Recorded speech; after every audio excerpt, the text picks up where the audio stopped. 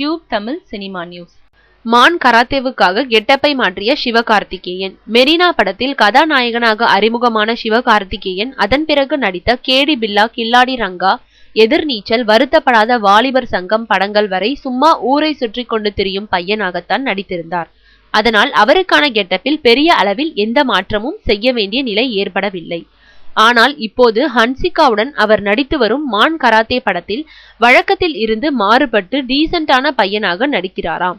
அதனால் அவரது hair style, costume என்று எல்லாவற்றையும் மாற்றி இருக்கிறார்களாம். கூடவே ஹன்சிகாவுக்கு இணையாக அவரது கெட்டப்பில் பிரம்மாண்டம் தெரிய வேண்டும் என்பதற்காக ஒரு பந்தாவான பையனாக அணிகலன்களை கொண்டே பக்காவாக மாற்றி இருக்கிறார்களாம். அதனால் பாடல் காட்சிகளில் மட்டுமின்றி கேஷுவலான காட்சிகளிலும் கூட ஹன்சிகாவுக்கு பொருத்தமான நடிகராக தன்னை புதுப்பித்துள்ளார் சிவகார்த்திகேயன். மேலும் விஜயின் துப்பாக்கியில் நடித்த வில்லன் வித்யுத் ஜாம்வாலே இப்படத்திலும் வில்லனாக நடிக்கிறாராம். அவருக்கும் சிவகார்த்திகேயனுக்கும் அதிரடி சண்டை காட்சிகளும் உள்ளதாம்.